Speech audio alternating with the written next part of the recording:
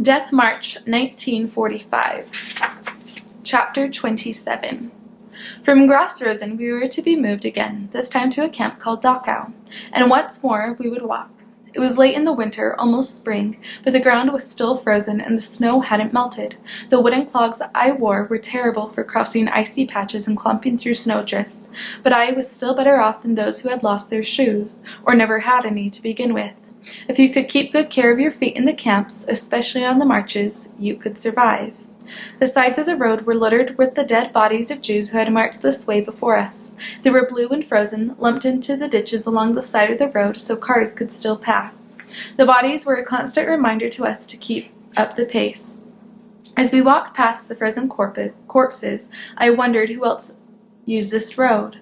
Somebody else had to, surely, someone beside the German army. Who were these people who passed the bodies of dead Jews in the ditches every day on their way into town to work? How could they not see what was happening? How could they be all right with this? Along the way we passed through villages and suburbs. Little houses lined the roads, houses with painted shutters and race on the doors. Electric lights lit the windows, and inside we could see sometimes a family sitting down to listen to the radio together or washing dishes in the kitchen. Every now and then from a doorway hung a Nazi flag, bright red with a black swastika in a white circle. It was warning enough that we should keep our heads down and stay quiet as we passed through. The route from Gross Rosen to Dachau, north of Munich, took us through Czechoslovakia and back into Germany again. Czechoslovakia was still held by Germany. It had been one of the first countries to fall at the start of the war, but the homes we passed now were Czech, not German. Germany had conquered them, but that didn't make them love the Germans anymore. If anything, the Czechs hated their Nazi overlords. There was a change in the SS officers guarding us when we crossed into Czechoslovakia. They still walked like they owned the place, but they were more wary, watching the doorways, the crossroads for any sign of trouble. There were no Nazi flags to welcome them here. No Czech revolutionaries jumped out from behind the bushes to free us, but the Czech people fought back in less violent ways. In one little village, there was bread left out on a windowsill. Bread. One of the prisoners saw it and ran for it. Others joined him, and the bread was gone before the Nazis could yell at them to stop. I saw a loaf of bread on the doorstep of another house, but it was gone before I could get it, snatched up by starving prisoners and devoured on the spot. Every Czech village we passed had some little food set out, not nearly enough for us all, not nearly enough for those lucky enough to get a bite to eat, but it was something. Farther inside Czechoslovakia, some of the villagers hung out of their windows to throw whatever they had to us.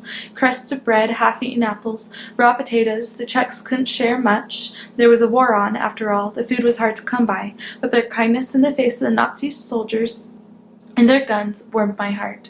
It was easy to think the worst of humanity when all I saw was brutality and selfishness, and these people showed me there was still good in the world, even if I rarely saw it. The capos took as much of the food as they could for themselves, but a little still made it into the hands and mouths of the prisoners. The SS officers were mad about that, but they yelled at the Czechs, not us Jews. "Can't you see you're helping traitors to the fatherland?" they cried. The Czechs didn't care. Germany wasn't their fatherland, and how were we Jews traitors anyway? What had we done other than to exist? We marched on for 3 days, and I still hadn't been lucky enough to get any food from the kind-hearted Czechs. I was starving, and I knew I would die of hunger before the cold got me. I was already struggling to keep ahead of the prisoners at the back of the column. Any farther back, and I would end up one of the frozen Jews on the roadside with a bullet in my head. There was a capo in front of me with 4 big loaves of Czech bread slung over his back in a cloth sack. I stared at the bread as I walked, imagining having such a feast. 4 loaves. That bread would go bad before the capo ever ate all 4 loaves. The capos were healthier and better fed than the rest of us, but they were still not fed as well as the Nazis. We couldn't possibly eat that much and not get sick. What if I could talk him into giving me some? Not every capo was a monster. I summoned what little courage I had left and moved up closer to the capo. I couldn't speak to him now, here on the road. There were too many other capos around, but maybe if I stayed close to him, made him see me as a real person, the way the Czechs saw us, maybe when I asked him tonight for the bread, he would take pity on me and give me some of his hoard.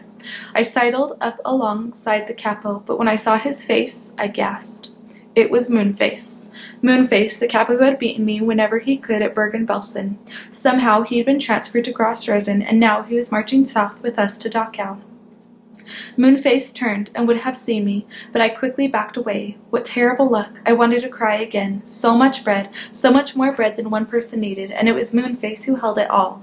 Moonface would never give it to me or to anyone else. He was too cruel. But as I trudged along, I couldn't help staring at that sack of bread. If I didn't get food by the end of the day, I would die. I knew it. My arms shook on their own, and the green, spiky leaves and toxic red berries of hollies growing alongside the road started to look appetizing. I'd be eating poisonous fruit and bark by nightfall if I didn't get some of that bread. I marched up beside Moonface again, my hunger making me brave. What could Moonface do to me that hunger and the cold weren't already doing? I walked right alongside him until he looked down and saw me. I smiled at him, trying to make him remember me not as the boy he used to punch in the face, but as one of his best workers at Bergen-Belsen. Moonface frowned at me like he was trying to remember who I was, then ignored me. I did everything I could to get his attention, short of talking to him. I crossed back and forth in front of him. I walked right beside him, and on the left and right, matching him step for step.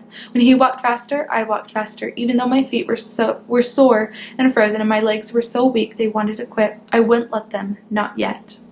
That night, we stopped in a field. I watched where Moonface went, away from the other Kappas. Maybe he didn't want to share with them either. Moonface opened his sack and pulled out one of his loaves of bread, and I inched closer. I glanced around to make sure none of the other Kappas were watching. If they saw me, if they heard what I was about to ask, Moonface would beat me to death. He would have to save face, but Moonface had sat far enough away from the other Kappas that they didn't notice me. The only people around were the mute living skeletons, my fellow prisoners.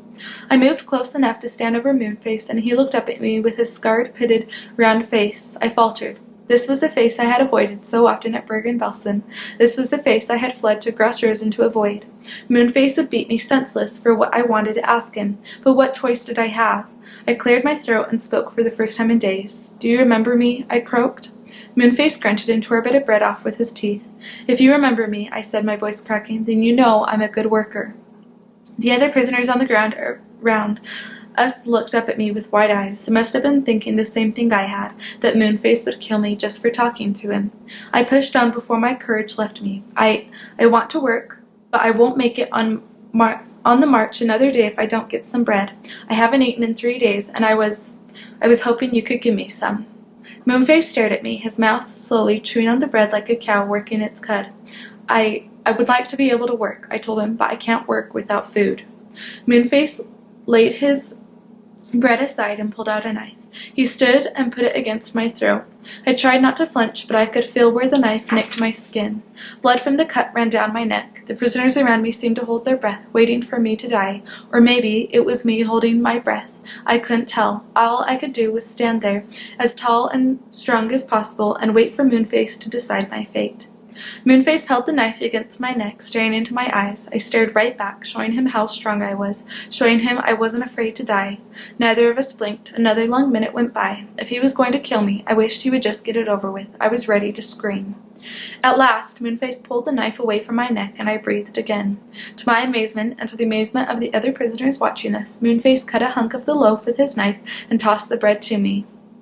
A murmur of surprise went through the prisoners around us, but Moonface silenced them with a glare. I nodded my thanks to the big ugly Capo and hurried away before he changed his mind and killed me. My heart was racing as I found a place to lie down and eat.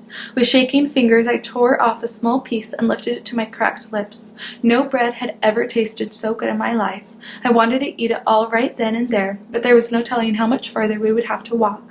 I had to save as much as I could. Moonface had found it in his heart to be generous once, for whatever reason, but just this once.